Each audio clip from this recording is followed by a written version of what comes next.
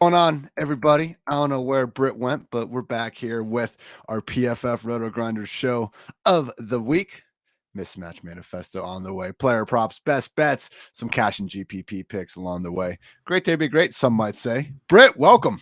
Yeah, I'm back. I clicked the wrong button right before the show. Never want to close out the StreamYard window.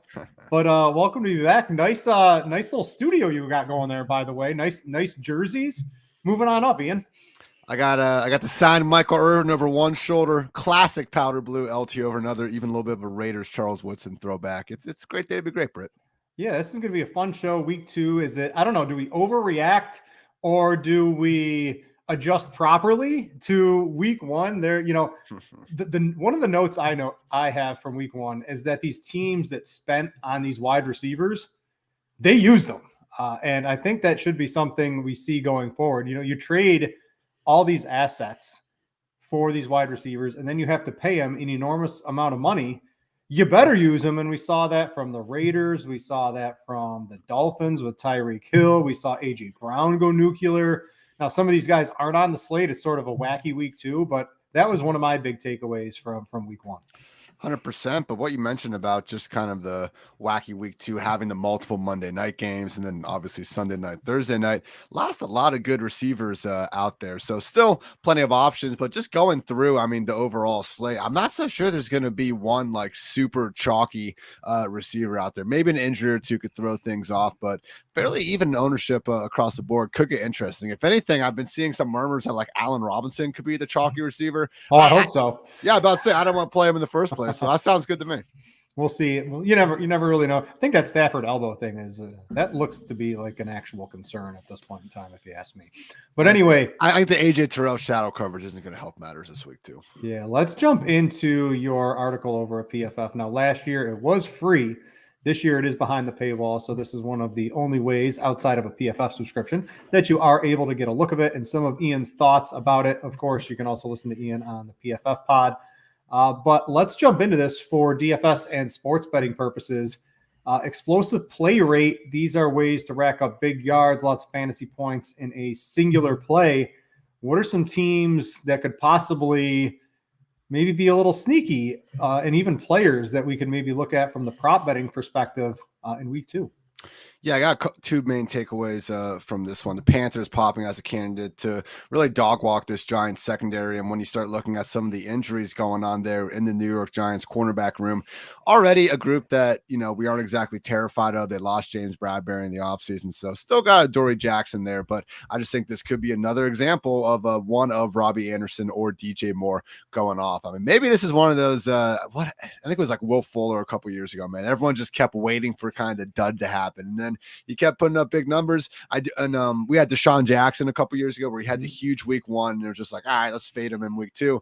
I mean, Robbie Anderson is still going to be, the definitive number 2 in Carolina throughout the entire season. So if he gets behind the secondary, only really takes one play with him. Also would just note that, man, really good potential for a CMC bounce back spot and still not being priced, nearly what we've kind of seen at his prime, especially on DraftKings. So we saw Doncho Hilliard absolutely massacre these linebackers last week. That's problematic before they go ahead and go up against CMC. Raiders offense also as a whole, just looking really good. Arizona defense, I think we talked about it last week, like losing Chandler Jones. Okay, you got Budda Baker back there, but really just in that front 7, not JJ Watt. I don't think he's quite, in prime form anymore. So don't really have the same weapons that we're used to seeing out there in Arizona. And with Devontae Adams just looking, man, unstoppable. And yeah, AJB and these other Tyreek had a great game in his own right as well. But Adams, man, is this guy going to average 12 catches per season? I mean, per year. My goodness, per week, I could see it happening, Britt. So Devontae Adams, someone that I am trying to get into cash game lineups. But with that said, Josh Jacobs actually in a pretty good spot too. I mean, now that we had last night's fun game between the Chiefs and Chargers off the board, Raiders Cardinals is now going to be the highest implied game of the week. So Brandon Bolden not practicing with the hamstring injury. I do think Josh Jacobs could be one of these guys that we look up and say, oh shit, scored a couple touchdowns today. Yeah, interesting. I like that Raiders offense. We're going to find out, is Arizona's offense and defense completely horrible? Are the Chiefs that good? I guess we'll find out a little bit. I think the Chiefs are, I don't know if they're that good, but they're definitely good. They sort of stole that game a little bit last night, in my opinion. But I think the Raiders offense is definitely going to be in play for sure in DFS along with prop betting this week. Let's go down to what's the next one here is the pace. A little bit of pace. So there's a couple games. I like the Washington-Detroit game. I'm going to be talking about that from a sports betting perspective in just a little bit. But it looks like that game looks pretty juicy to have a lot of plays. What else is going to be going out here in week 2? Yeah, the other one that's popping is Cincy at Dallas. But I mean, as we saw Mike McCarthy kind of throwing Kellen Moore under the bus here today, saying that, the Cowboys just can't be that aggressive, with the current group they have. And I think that really should be more so the criticism of the Cowboys offense, not Kellen Moore, who has led the Cowboys to the 4th most points in the league since taking over in 2019. More so the reality that this team entered week 1 with something named Dennis Houston and Noah Brown starting at wide receiver. Like, that's the problem here. I don't think it's your play caller that has, multiple years of really goodness on his resume. The bad QB draw against San Francisco aside. But yes, in terms of slow pace spots, Patriots and Steelers and Seahawks and 49ers. And keep an eye on that weather in San Francisco. I think we'll talk about that a little more when we get this player props. But once again, Brett, it's saying like a 1/4 inch of rain or something, like morning into afternoon. So just follow him around all season? Yeah, can Trey Lance just get a dome game already? But it's not going to be pretty out there. We'll see if that ends up leading to a pretty run-heavy game script. Yeah, and I like this Washington-Detroit game for sure. Both, I think, offenses underrated this year, and with this pace, it looks like a lot of points could be scored in that one. Let's go to pressure rate. This can be good for maybe finding a special defense, special teams to use. It could also be, maybe able to steer away from a quarterback that maybe we might want to use. What's really standing out in terms of pressure? It's just week 1, but what are we looking at this weekend? Exactly. So a bit of grain of salt here sometimes, but Geno Smith, Kyler, and Joe Flacco standing out as the guys that should be seeing the most pressure. At least Kyler should have a healthier version of Zach Ertz this week. So still no Rondale Moore, but I'm not hating the idea of going back to Ertz and Marquise Brown, especially this week, more so in tournaments. You mean Greg Dortch, right? Yeah, stop it. Maybe. Well, maybe Dortch's going to be popular. Maybe this is a week where your guy AJ Green gets back on track. And then with Joe Flacco against, Myles Garrett and company, obviously not the easiest matchup, but man, we saw that Browns front 7 shut down McCaffrey and company last week. Panthers literally averaged negative yards before contact per carry. So even if the Jets don't want Flacco throwing the ball 59 times again, I still think they're going to have to throw more times than not just because of that front 7. So I could see Elijah Moore really putting together a nice performance, nice bounce back spot for him, I think, this week, despite some of the pressure there on Flacco. In terms of the most time, Matt Ryan, if he has healthy receivers, man, though, Michael Pittman is listed as questionable. Alec Pierce already ruled out, but Matt Ryan a little bit better than I think the box score indicated last week. He had 2 touchdowns dropped in the end zone by Pierce and then Ashton Dulin. And then also we have Lamar Jackson set up well. With that said, I think that's one of the examples of the flukiness with some of these 1 week totals, because last week Mac Jones 3rd quickest release time in the week, and because of that the Dolphins couldn't really get after Lamar. So it's still a situation where Lamar against the blitz, man, even going back to week 1 last season, just has been riding the struggle bus there. So you can blame it more on Greg Roman. You can blame it more on him not having receivers to go get the ball. Regardless, he's been a bottom 5, bottom 10 quarterback by just about any metric you want to look at against the blitz. And I do think Miami is going to continue to bring it. They have been the most blitz heavy defense in the league since last year. Finally, Marcus Mariota is looking good, man. I thought that Falcons offense actually impressed versus what we should have been expecting versus Saints last week. That said, I think we're going to see the Rams probably take a bit of a step forward when they're not facing Josh Allen and the juggernaut Bills. And I want to note on Michael Pittman, he's questionable was the tag he got on Friday, but I saw either a beat writer or maybe even someone on the team said it was more of a more precautionary than anything. So come Sunday, I'm expecting Pittman to be out there if it is a precautionary holdout, sort of, I think is like DeAndre Swift a little bit earlier in the week. Okay. Swift got in some practice today. I expect Swift to be a full go. I'm expecting Michael Pittman to be a full go too, which actually might keep his ownership down a little bit in DFS. People are worried about it. So an interesting little angle there. Let's scroll down to yards before contact for the running backs. What are we looking at here? Any good running backs we might want to use? The offensive lines may have dominated in week 1. Bucks, Falcons, Lions, Saints, 49ers, really the top 5 units set up to smash at the line of scrimmage. We'll see with the Leonard Fournette and really this whole Buccaneers injury report. I'm not sure if this has been more just rest planned or if they're actually banged up. But as we know, Lenny routinely has, one of the largest workloads in the league. So not afraid going back there. Cordero Patterson once again in play with Damian Williams ruled out with the rib injury. Tougher matchup against Aaron Donald and company. But as we know, CPAT always capable of getting his as a receiver. I'm with you on DeAndre Swift. Similar sentiment to Michael Pittman. If just the questionable tag drives down that ownership, we'll certainly take advantage of that. The Saints situation, man, I just think it's just tough to really even get a good feel on. Obviously, Tampa Bay. I know Zeke averaged 5 yards per carry last week, but typically expecting them to have a stronger front seven. I'm afraid of this just kind of being a 3-headed mess if Kamara is even going to be active. And then with the 49ers, hey, Debo's going to keep getting his, man. The dude's been just about the single most efficient runner in the league over these past few seasons, even regardless of position you want to look at. So Jeff Wilson should still see his too, though. Britt, I mean, my goodness, can people quit running with every damn quote we see out here? Shanahan was talking about the RB2 competition, saying, yes, Jeff Wilson is our starter. Behind Jeff Wilson, they're going to ride the hot hand. The amount of outlets I saw running with that, my goodness. It's 2022, everyone. We can still read the full quote sometimes. I mean, what do we need more? Jameis Winston workout videos, Derrick Henry workout videos. What gets more pickup on Twitter? Now we're talking. All right, let's get down to EPA. Again, one of the games I'm going to talk about, Washington at Detroit. I know we correlated this last year to some success over the past couple of years that we've done that. When you see two teams that are positive going up against each other, maybe take the over. If one team has a big mismatch, maybe look at that team in terms of the spread. What are you looking at this week?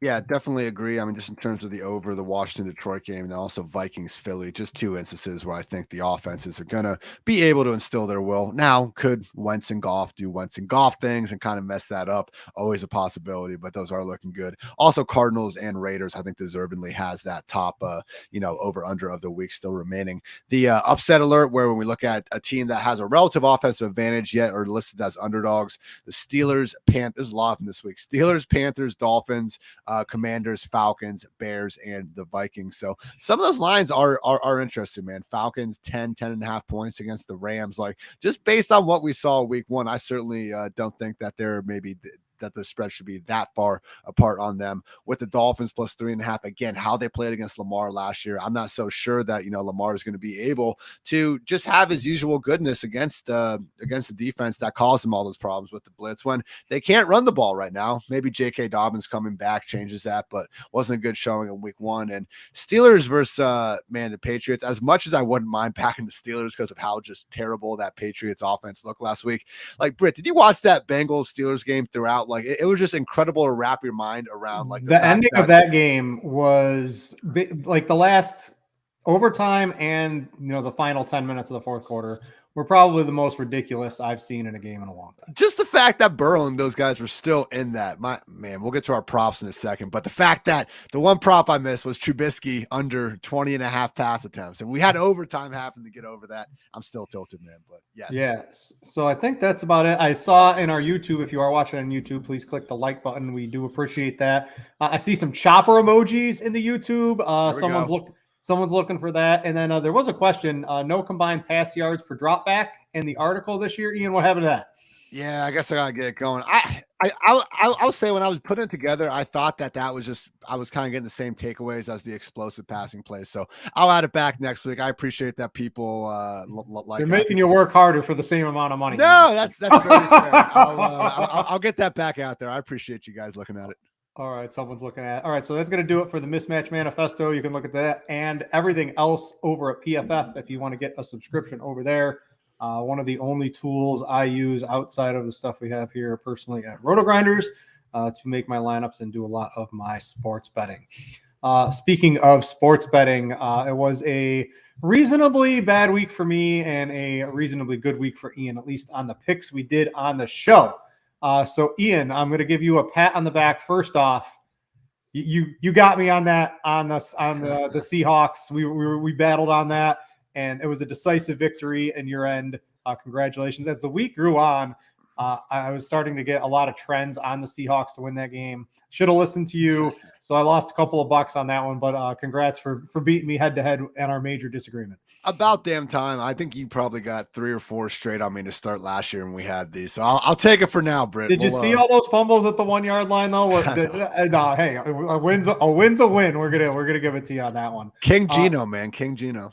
Yeah, I like Gino. It's not enough a play for this show, but Gino rush yards. I think I like. It's like 9.5 or something. Quarterback rushing props are a hell of a drug to bet. The over. Yeah, it's fun. I like them. All right, so I'll let you lead off. Pick your favorite. Let's talk. Spreads or over unders first. You beat me last week. I'll let you start off. What do you like this week?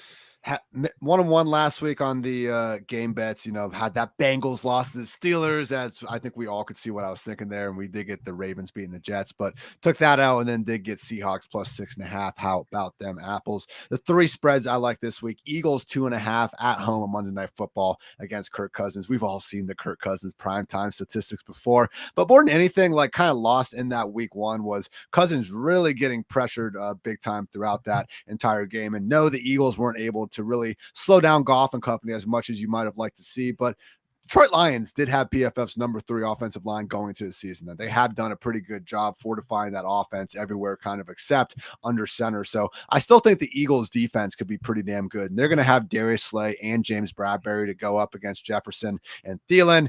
Packers defensive strategy, we don't need to get into that again, but I just think the Eagles on both sides of the ball are a lot better than, maybe not a lot better, but I think they're a better team than the Vikings. And shout out to Trevor Sycamore at PFF, has the Eagles as a top 5 team, I believe, in his power rankings. So I'm just taking the points at only 2.5 at home against a Vikings team that I just don't think is quite as good. Also like the Broncos minus 10 at home versus Houston. Again, credit to Houston for making that, an overtime tie, or because freaking Lovie Smith isn't interested in winning games, I guess, punting at midfield on 4th and 3. Come on, man. Hey, a tie's a win when you're the underdog. Get out of here. So but in that game again, I didn't think it even should have been that close. Alec Pierce dropped a touchdown. Ashton Doolin dropped him, had it like knocked out. So to me, that was the instance of the Colts having a bad game, and so just clearly being the superior team. Still haven't seen enough from that Houston defense. Derek Stingley, awesome, rookie coming up and stuff at corner, but not convinced that they're going to be able to slow down Russell Wilson and company. Now no longer having this emotional road spot in Seattle. Back home, I think we see the Broncos kind of flex their muscles here a little bit, blow out the Texans. And finally, Falcons plus 10 on the road versus the Rams. I would say this is my confident level, the least confidence one that I got going on here. But with that said, just what we saw week 1, the Stafford, I'm not convinced that, to your point earlier, Britt, I'm not convinced Stafford's fully healthy right now and he can play to his best ability. And this could just be a tough matchup. Cooper Kupp's going to get his, I'm sure. But if AJ Terrell can take out Allen Robinson, we saw last week the Rams couldn't really run the ball, and they had no one else really getting open for them. Tyler Higbee's out there getting double-digit targets at this point in time. So if Mariota, CPAT, London, Kyle Pitts, this Falcons offense that low key has quite a few places to go with the ball, I just think they can keep it, within 1 score, maybe 8 or 9 points as opposed to 10. All right. I'm on board with all of these. I did bet the Eagles. I got the over in that game at 48 on the look ahead lines. I'll talk about that in just a second because I think that's an important thing I want to stress. I got a look ahead line for you for next week too, by the way. So I think it's up to 52, but I like the Eagles. The Bronco, a team traveling to Houston into Denver in the first couple of weeks. There's a lot of trends with that. So I do like your Broncos one. And I don't know if I'd put, I haven't bet the Falcons, but a 10-point spread with maybe your quarterback having a wonky elbow and the only actual guy that's good is Cooper Kupp on your entire offense. Cooper Kupp's going to get his 15 targets, but other than that, if they can keep him out of the end zone a couple of times, I think that is a pretty interesting one. I think Cordarrelle Patterson, your dude. He's gonna be very interesting this week because he should have the entire backfield to himself along with some receiving work. So I think he's a little bit of a sneaky play in DFS. A couple of bets I got in terms of spread and over-unders. I got the Steelers +2. I know it's Mitch Trubisky, but no team deserves to be an underdog at home. Maybe if it was, I don't know, what's the worst team in the NFL right now? Not the Bears. I'll tell you what, not the Bears. I don't know. I don't know if there is a defined worst team in the NFL right now, but I don't think any team deserves to be a home underdog to this Patriots quotation mark offense, right? It looked like a total mess. We were getting all that vibe preseason. it came to fruition. The Steelers, they have actual offensive skill position players outside of Mitchell Trubisky. They have actual good players on defense. You look at what Fitzpatrick was able to do last week. I think the Steelers +2, I'm going to take that one, and I'm just going to ride with it. I think that's a live dog, too, if you want to take the money line. It's like +110, not a huge or anything like that. But if you want to get some plus money on an underdog, I think they're in play. Also, Tomlin, in his career, 14-3-2 against the spread as a home dog. So you got the Tomlin narrative looking pretty good as well against the Patriots. And the other one, that Washington-Detroit over 48, should have bet this on the look-ahead line, but it took me a couple of days to realize that these offenses look pretty good. They're very underrated, and both defenses I don't think are very good right now. The Lions defense is not going to be very good, and Washington, until they get Chase Young back, I don't think is very good. They were down towards the end of that game against Jacksonville.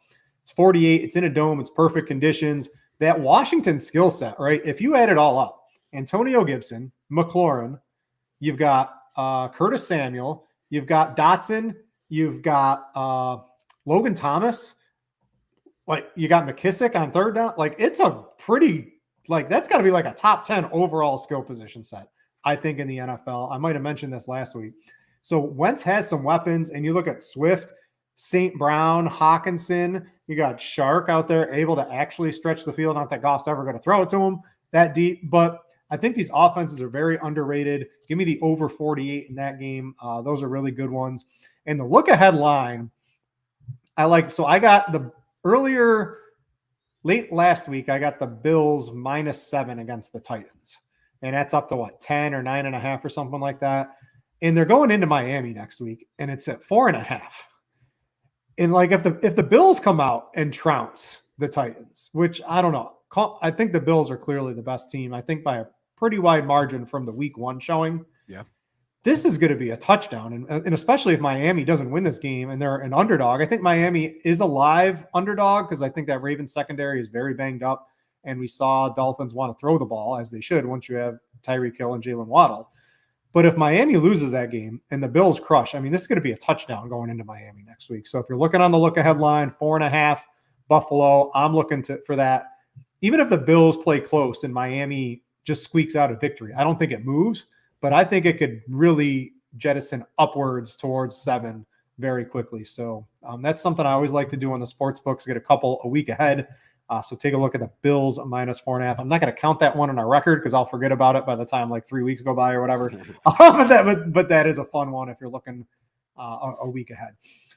Let's jump into player props. And you have an interesting one here. As soon as I saw you, we were talking a little bit earlier when we were getting ready for the show. You posted one, and I immediately was like, that's the line. I saw you typing it up, and I immediately went to bet it. So why don't you talk about that one? Because I already have real-life dollars on this one. I think this is one of the top ones of the week right now.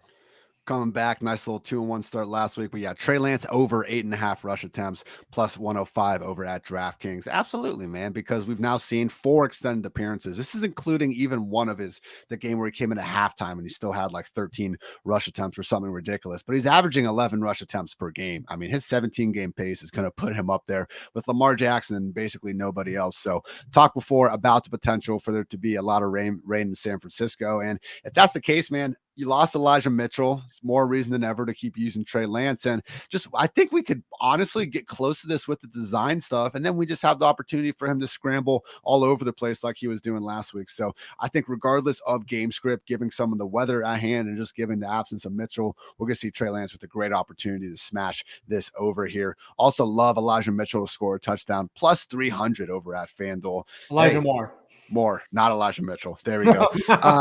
We've actually seen Moore now play 3 games with Joe Flacco. Flacco came in for Mike White at the end of a game last year. He threw 3 passes, 2 of them to Moore, 40 yards, touchdown. The next week, Moore goes for 141 yards and a touchdown with Flacco under center. Last week wasn't great. 5 catches, I think like 47 yards. Did have a touchdown, got nullified by a rightful offensive pass interference call. But the point is, man, like really, one just ref decided not to throw a flag away from having 3 touchdowns in just over 2 games with Joe Flacco back under center this week. Yeah, the Browns they have a good defense, but Denzel Ward doesn't shadow. We saw Robbie Anderson get behind this group last week. I think there's going to be more than enough opportunities for Elijah Moore to go get into the end zone at plus 300 odds. And finally, I do like James Conner to score a touchdown, plus 104. You can get that over at Caesar Sportsbook. 20 touchdowns in 17 games with the Cardinals. And I think a big reason why, Britt, is the Cardinals refuse to use Kyler Murray on QB sneaks. Just one in his entire career. And now, biggest shootout of the week, Cardinals Raiders. Again, the highest game total we have left at this point. Connor's the primary touchdown scorer in this game. So if I can get anything close to plus odds like we have here, I'll easily take that. So yeah, Kyler Murray, just one career QB sneak. And because of that, Cardinals running backs have been top 5 in goal line carries since 2019. So James Conner scored a touchdown, Elijah Moore scored a touchdown, and Trey Lance over 8.5 rush attempts. Yeah, I like Connor too, because he was basically the only back on the field for the first half of that game. And then as it got completely out of hand, they played a couple other guys. But if this game's close, I don't know. I sort of like the Raiders. But if it's close, I expect Connor to almost have, an 80%, 90% snap share as a true 3-down workhorse. Yep. And what do we count, right? So we basically keep like little records, 2-1, how we do on props. What does a plus 300 get you? Does that get you 3, or does that get you 2? Does that get you 1? I'm just all count in. it. All right, yeah, that's a nice one. A couple I got. So I just can't believe some of the kicker props that these sites throw out here. That they don't make any sense. So I like this. I like rushing yards from quarterbacks. I like kicker props. I do a lot of the kicker props on Prize Picks. But so just listen to this. This dude's hit this in 11 of his last 12 games. He's in a dome for a favorite against a team that offense is going to struggle. And defense is just good enough to get stops. And the team has no qualms whatsoever of running him out there for 50, 60-yard field goals, whatever you want. Now he's got a backup long snapper this week, so I'm giving it away. Gosh. Evan McPherson over 1.5 field goals is it's minus 105 on DraftKings. He's hit it in 11 of 12, Ian. I don't understand this. You got a family, Brett, and you're grinding this kicker analysis. Listen, I love the kicker props. Me and Chief, we do the shows on Tuesday, and we love the kicker props. They come out early on the prop site. It's less egregious than talking kickers for fantasy. I'll give you that. Yeah, so I love that minus 105. I like Sutton. He on MGM, he over 54.5 was minus 115. I'm going the over. He had the 6th most air yards week 1. 40% air yard share of his own team, and like a Russell Wilson bomb, it's one of those, and it's an over. And Wilson likes to throw deep. He's getting the air yards on the team. That looks like a pretty juicy prop. And I'm also taking another air yards master from week 1 is Brandon Cooks. He's at 62.5. Dude had 12 targets. He's the only actual NFL starting caliber pass catcher, maybe even on like the entire team running, like the only caliber skill position player that could make another NFL roster. Maybe Pierce could probably too. But at 62.5, he's the only one. And if you like the Broncos to win by 10, those fourth quarter yards, Ian, they count. So I like Brandon Cooks over 62.5 on MGM or DraftKings. I think was minus 110 or minus 115. Go get those. You mentioned these won't be official, but you liked Elijah Moore. Guess what? The receiving targets for the backfield from the Jets, Michael Carter and Breece Hall. Was 17 or 18 last week? It was from wild. Check Down Flacco. They're both at 2.5 receptions this weekend. Yeah, I hit the over on both already, but yeah. And again, I like the Jets were the second most pass happy team in the league in week 1, even taking away the garbage time snaps. They're only behind the Raiders, I believe. So I don't think they're going to want to do that every single week. Like, we got to be careful. I remember last year in week 1, DeAndre Swift and Jamal Williams both just went nuts, getting a shit ton of targets in a similar sort of game script. With that said, I guess that would be my biggest concern, man. Like, I'm not sure Jacoby Brissett's going to jump on these guys the same way like Lamar was able to do in the first 45 minutes, but 2.5 seems pretty low. If it was 4.5, I'd be, having more qualms there. Yeah, I like all those Jets little dump offs from Check Down Flacco this week. But if you guys want to check out any of the lines, whether it's props or spreads or anything like that, you can check it out over on Scores and Odds. We have all of that. That is all available for free, by the way. And then if you want to get access to the picks, I know our NFL team, I believe they were up 12 units on week 1 as a whole collective. So you can go check that out if you want to subscribe and get picks from all the guys here at RotoGrinders. You can go get that over at Scores and Odds. All right, let's jump into position by position for some NFL DFS as we wrap up the show. Let's talk quarterback. Ian, it's a pretty, I want to play Jalen Hurts. I want to play Josh Allen. I want to play Patrick Mahomes, and I want to play Justin Herbert. And I don't have any of these guys on the main slate this week. So I don't know if we're calling it dumpster diving. So up at the top, we've got guys like Lamar Jackson, who didn't really run a lot week one. And he didn't need to. And then two, does Lamar Jackson want to run until he gets paid? Is this going to be I guess we'll find out a little bit in this game, because if they're going to unleash him, I think they're going to need to a little bit in this game here. But the Miami defense, you mentioned the stuff against the blitz. I don't think we're really paying up for that. Kyler Murray, no way in hell with Greg Dortch as wide receiver one am I paying for Kyler Murray. So we're sort of going down in price a little bit. A couple of guys that look pretty good to me. Carr had 295 yards. If he got 5 more, he gets that 300 bonus on DraftKings. I'm expecting him to have a pretty nice game along with the Raiders offense as a whole. You've got Trey Lance who's sitting there. You've got that rush prop. If we have a guy who's going to, what did he have? 13 rushing attempts in week one. If he's going to do something like that again, and he's got less of a running back situation this week, and I know the passing might not be great, but you just add on 150 yards and a passing touchdown to 13 or 14 rush attempts, and you've got yourself a quarterback one for sure. This is sort of where I'm at least leaning from the cash game perspective.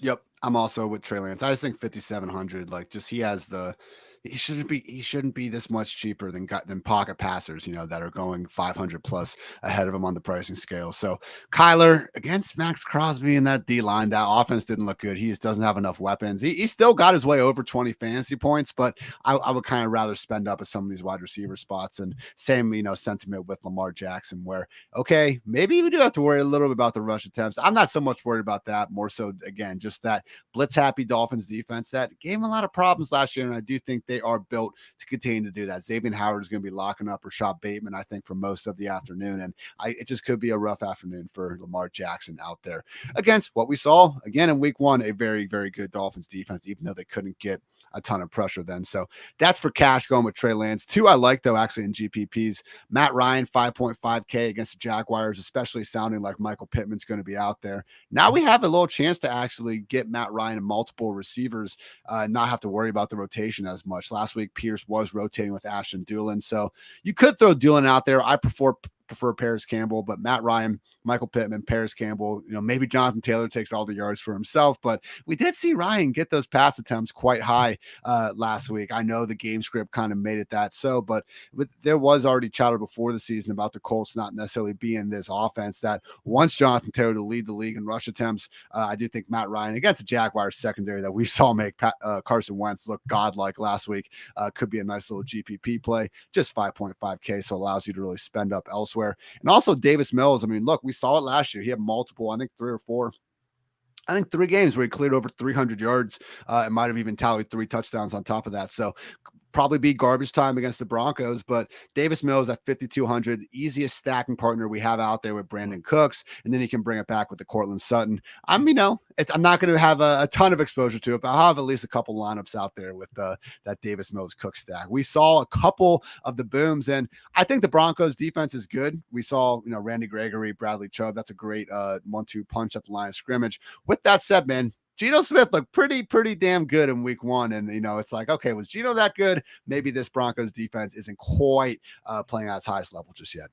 The Seahawks know they can trade Geno Smith for some draft picks. They got to get on that before Geno Smith maybe turns it down just a little bit. But I like Wentz, right? I mentioned the over under 48, taking the over in that Washington game. Why not take Wentz in perfect conditions in a dome with a whole bunch of weapons? You'll probably waste a couple of lineups trying to figure out who to get the ball to. You got Curtis Samuel getting all the low ADOT targets. I think Terry McLaurin will eventually emerge as the alpha. I think he's due for a little bit of a bounce back. And you've got the rookie Dotson. I think he's interesting too. He's probably not going to catch 2 touchdowns every game.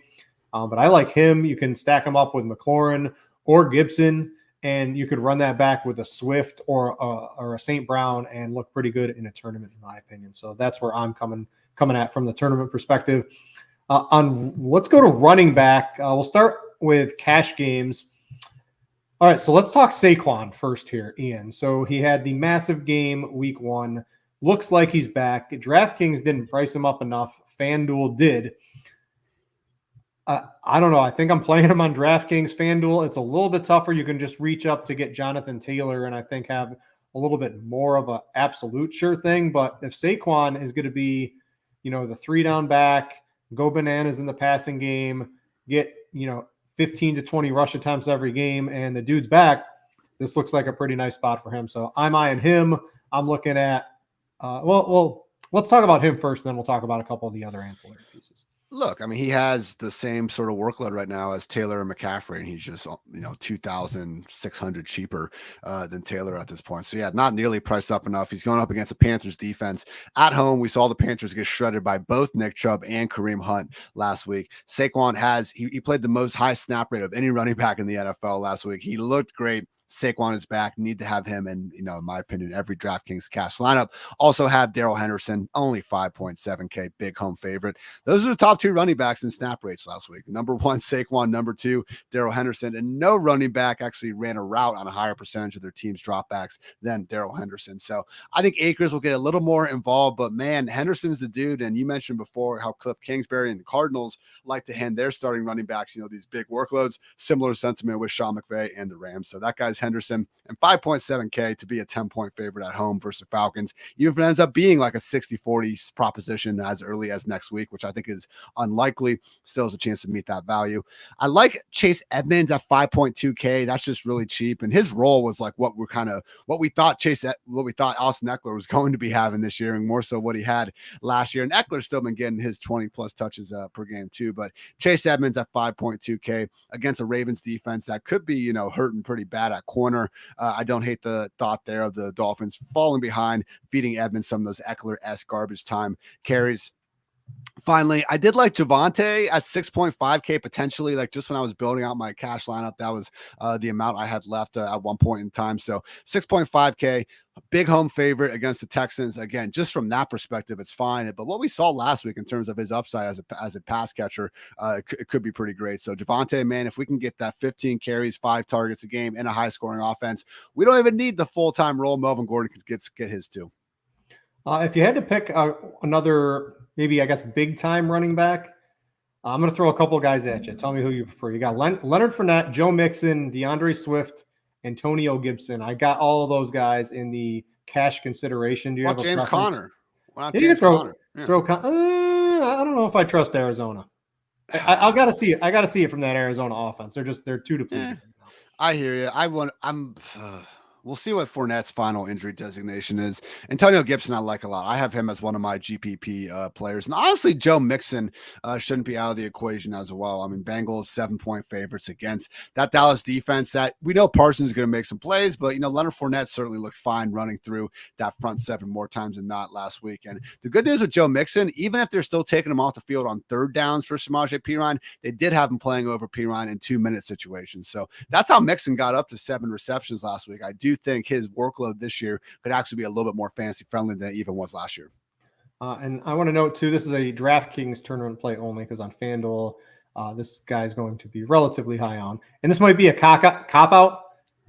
But Jonathan Taylor is going to be sub 10% owned on DraftKings this week, just because this mid tier looks pretty strong. I don't know. Spending up for Jonathan Taylor is contrarian this week. Am I copping out?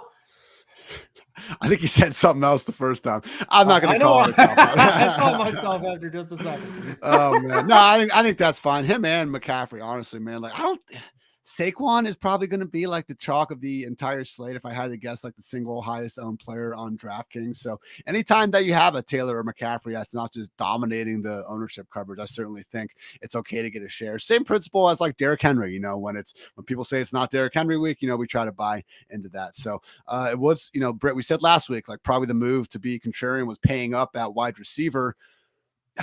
What do you think it is this week? Is it more of like a middle approach, or what do you think is like the best way just to go across the grain and just normal lineup construction? From the receiver spot or just in general? Do you think we should be paying up at running back and getting to McCaffrey and Taylor now that people kind of seem to be off them? Because maybe this week, after seeing Adams and these guys go nuts, maybe the high-end wide receivers are fetching it, and now we want to go back against the grain a little bit, pay up I at just running think there's back. so many good plays across the board at both running back and wide. Tight ends, the really weak spot this week. Yeah. But there's just so many ways you can make a lineup, I think. But you can spend, there's $5,000, $6,000 wide receivers. You don't need the Devontae Adams or the Cooper Kupps this week because you've got the St. Browns, you've got the Pittmans, you've got the Brandon Cooks, the Christian Kirks, right? You've got all these guys that are just a little bit cheaper, and you can get all of these guys in and have like a nice balanced lineup. You can get some stars and scrubsies. If you want to roll out Greg Dortch, right? You can pay up at one of the running back spots or get a Cooper Kupp or Devontae Adams. I think I don't even know if you, from a lineup construction technique, you really even have to think about it because there's just so many available options. Bo show. All right, last running back I want to talk about before we get to wide receiver, though. Josh Jacobs, again, popping in the mismatch manifesto stuff. 5.8K in a shootout. And I just think that, again, if Brandon Bolden is out, we could actually see Jacobs starting to catch the ball a little bit more often than we're used to. So moving on, though, to wide receiver, it is tough to get off Devontae Adams in cash, man. Like, just the potential for him. I think I saw his reception over-unders at like 7.5 this week. And, you know, if I had to bet that, I'd probably be taking the over here. Cardinals defense, I don't think it's going to have any answer to him. They couldn't guard anybody out there in Kansas City last week. Already seeing Derek Carr just zeroing in on Adams, seemingly play-by-play basis. I think there is enough value elsewhere to pay up for Devontae Adams. Behind him, Amon-Ra St. Brown. Like, yeah, I was saying it on the PFF Fantasy Pod. Like, how many weeks does the Sun God need to be a wide receiver one before we're just like, okay, he's a wide receiver one. He's not being priced that way necessarily. So still just 65K or 6,500, you know, out there against a Washington defense that I just don't think, again, is going to be having much answers for him in the slot. It was the same, you know, strategy we used last week, you know, betting his over on the receptions and then just really loading up on him in cash games and tournaments alike, man. When he has this easy low ADOT slot roll, it's really tough for him not to be catching more than 6 passes pretty much on a weekly basis. And finally, Elijah Moore at 5K, man, someone that talented that we could easily see get double-digit targets and not even blink an eye. I cannot believe Elijah Moore is only like 100 more than Sterling Shepard. The receivers that he's grouped in with is just so wrong. So Elijah Moore for me, cash tournaments. I want all the Elijah Moore this week. Yeah, I think you can even, if you can't reach up to Devontae Adams, I mean, you can just like St. Brown and Michael Pittman as your wide receiver 1 and 2. Like, I think Pittman's going to be healthy for this game. And I think Pittman, he was definitely underpriced week 1. I think he's still underpriced with the true alpha role. And now they're down the rookie out there in Indianapolis. I mean, I think Pittman is in store for a really good game. Christian Kirk is still a little bit too cheap. He's getting all the targets week in the preseason, got all the targets in week 1. He's going to get all the targets all season. They paid these guys, what I mentioned at the top of the show. They pay them, they use them. We're finally seeing teams be reasonably smart. Now, I know the Cowboys paid Zeke and they continue to use them, but I don't know if they needed to do that. The teams needed to pay for these wide receivers to get them, and they're using them. So I think Christian Kirk is another one if you can't find any room to spend up to the top there. My GPP play is going to be Deebo Samuel. I know you like Trey Lance, but this is just going to be, he's back. He's going to get what? 6, 7 carries, 7 or 8 targets. He's going to be a red zone threat. If it's not Trey Lance running it, Jeff Wilson, we've played the Jeff Wilson game a bunch of times, and he's not very good. He can get there, but I think they much prefer to have the ball in Trey Lance's hands and in Deebo Samuel hands. He's coming in at under 10%, I believe, on both sites because everybody's just going to pay a little bit more for Devontae Adams, and I think rightfully so. But in a tournament, anything can happen. Ian, if Deebo has 2 touchdowns and 75 yards receiving and 50 yards on the ground, that's not going to surprise anybody this week. Hey, Kings State Kings. Obviously, you know, Shanny's going to enable Deebo. It is better for him to still be more wide receiver than this running back stuff. But if he's going to keep averaging like 6 yards per carry and just being an absolute monster on the ground, which I guess he is. So yeah, all fine with Deebo. And don't keep in mind with the Seahawks defense too, like they already came into this year without Bobby Wagner, who went to the Rams, and now they lose Jamal Adams as well. And I know Jamal Adams, a lot of times people are making fun of him, but that's because of his coverage. That dude is a menace against the run. So when you all of a sudden and lose basically your two best run defenders from last season. Like, this could be one of those games where San Francisco just runs for, 300 yards and looks like they're never going to throw the ball again, which in this case this year will be good for Trey Lance and Deebo Samuel. A couple of GPP wide receivers, just the whole 6K range, man. Like, yeah, really don't feel the need to pay up. I mean, Brandon Cooks, talked about him a little bit before with Davis Mills. Cortland Sutton, your guy before, betting the over on the receiving yards. I like that call. And even Hollywood Brown, someone that still scored last week, but was just surprisingly only had 6 targets. But all the reasons why we were lining up to play him last week still apply. And now they're facing a Raiders secondary that I don't even think is good as what the Chiefs are bringing out there. So again, don't really think there's going to be one super chalky wide receiver. If it is Allen Robinson, good. I don't want to deal with it this week. Show me that they're going to throw him the ball, and then maybe not against someone like AJ Terrell, who I think he's going to be running the majority of his routes against. Sounds like T. Higgins is going to play. If not, Tyler Boyd would be more interesting.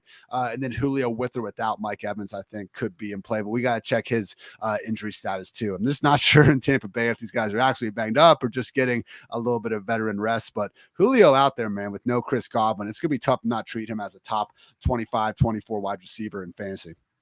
Yeah, in terms of ownership, I'm just looking through our lineup HQ, and it is Friday, but I mean, I think things are pretty set for the most part. We don't have normally receivers get, the high. I think Pittman got up to like 22 or 23, at least in projected ownership. I don't recall what his actual was. Normally there's guys in the 20s, sometimes even 30. The highest we have right now is Devontae Adams at 14.5%. So it's very, very spread out. And I guess that's what I was talking about just a few minutes ago, where in terms of lineup construction at the from the wide receiver position, I don't know. I don't know if ownership really matters this week, because there's just no one. There's not two guys each drawing over 20%, and you probably shouldn't pair those guys together in your lineups and all that sort of thing in the large field tournaments. I think you can just do whatever you want in terms of the wide receiver position this week, at least in tournaments. Let's go to tight end, and it's sort of a graveyard this week. You have Mark Andrews, who had a fine week, right? He's going up against Miami. I think he looks pretty good, but he's 6,400. I don't know if I want to play a good if I want to play Devontae Adams and Saquon Barkley and Joe Mixon, and I want to play a good quarterback, and I want to have a couple good receivers. I don't have 6,400 for Mark Andrews. So you got to go down the list just a little bit here. And we see guys like Albert O from Denver popping, at least on the ownership. I think he had 6 targets in week 1. He looks reasonably good. You got Tyler Higbee. I'm a little worried for Higbee because a lot of those targets were late game. So I don't know if they're all going to come in, but he's 4,200. Darren Waller is probably like my favorite overall. You factor everything together at 5,600. I know Devontae Adams had, 17 targets week 1. Is that always going to, I mean, that would be an NFL record, and it could happen, but I think Darren Waller is good enough, and especially against Arizona. We saw Travis Kelce go nuts. I like Darren Waller at that overall spot of 5,600. I'm not opposed to going completely. If you want to play Devontae Adams, have another good wide receiver, 2 good running backs. We've got Juwan Johnson at 2,500 from the Saints, and he played a ton of snaps. Just punt it, because you're not losing that Travis Kelce can have a huge game and you're done, like happened last week when he was cheap, right? We don't have that this week. And sure, Andrews, I don't know, is Pitts ever going to have a good week? We'll see if that ever happens. But just going all the way down to Johnson makes the rest of your lineups look amazing. I'm not opposed to that this week, but I think where I'd sit overall right now would be Alberto, Johnson, probably. And then if you twist my arm, Waller at 5,600 is probably like the best overall price per dollar play. Kyle Pitts slander aside, I think I think a lot of good points there, especially with the Juwan Johnson at 2.5. I mean, that's going to be my move in cash for sure on DraftKings. 10 tight ends ran a route on at least 70% of their team's week 1 dropbacks and got targeted on at least 15% of those routes.